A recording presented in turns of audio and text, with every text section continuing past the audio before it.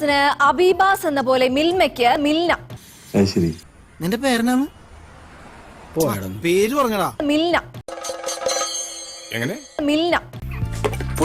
ഞാൻ ചിരിച്ചു പോയനെ.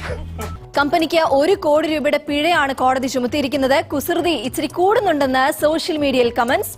മാന്യനാണ്, ഒരു അന്തസ്സുണ്ട്, കുഴപ്പമില്ല, ശരിയാവും. ഈശ്വര, ഇവിടെ ആരില്ലല്ലോ ഇതൊന്ന് പറഞ്ഞു ചിരിക്കാനായിട്ട്. ഒരു പ്രോഡക്റ്റ് അതുപോലെ തന്നെ വേറൊരു പ്രോഡക്റ്റ് ഇറങ്ങിയുള്ള സ്ഥിതി എന്താവും? അതാണെന്ന് സംഭവിച്ചത്.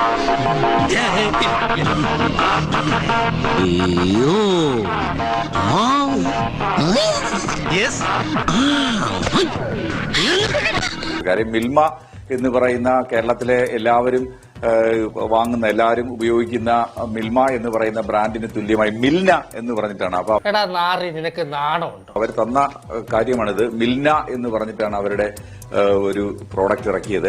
നിനക്ക് ഇതിന് എന്ത് സുഖം കിട്ടുന്നത്? അത് മിൽമയുടെ ആ ഫോണ്ട് പോലും, ആ ലെറ്ററിന്റെ ഫോണ്ട് പോലും അതുപോലെയാണ്.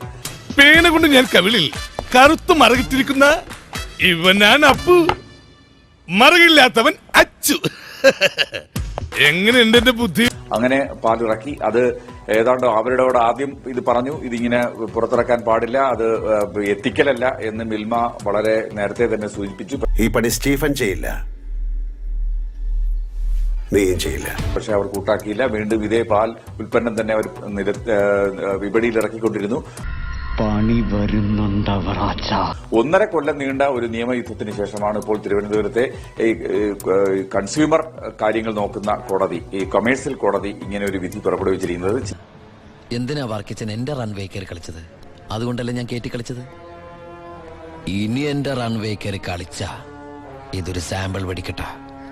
തൃശൂർ പൂരം കാണാൻ പോകുന്നേ ഉള്ളൂ. ചില്ലറയല്ല, 1 കോടി രൂപയാണ് ഇപ്പോൾ അവർക്ക് പിഴ ശിക്ഷ വിധിച്ചിരിക്കുന്നത്. മാത്രമല്ല 6% പലിശ കൊടുക്കണം. ഈ 1.5 കൊല്ലം 6% പലിശ കൊടുക്കണം. അതോടൊപ്പം തന്നെ കോടതി ചെലവും കൊടുക്കണം. കുട്ടിയും പോയി, കിടപ്പാടവും പോയി, ആ പാടുണ്ടായിരുന്ന മാനവും പോയി. അങ്ങനെ ഏതാണ്ട് ഒരു 8 ലക്ഷത്തോളം രൂപ അങ്ങനെയും പിഴ ഈടാക്കണം. അപ്പോൾ അതുകൊണ്ട് വ്യാജന്മാർ സൂക്ഷിക്കുക. ഇങ്ങനെ ഒരു എന്താണ്, നമുക്ക് ജനപ്രിയമായ ബ്രാൻഡുകളിൽ വ്യാജനിറക്കി അങ്ങനെ ലാഭം കൊയ്യാമെന്നൊന്നും മോഹിക്കേണ്ട. എന്നാ പിന്നെ വരാനുള്ളത് ഏതെങ്കിലും ഓട്ടോ പിടിച്ചു വരും മുമ്പ് ഞാൻ പോട്ടെ. ദൈവം കാക്കട്ടെ എന്നെ.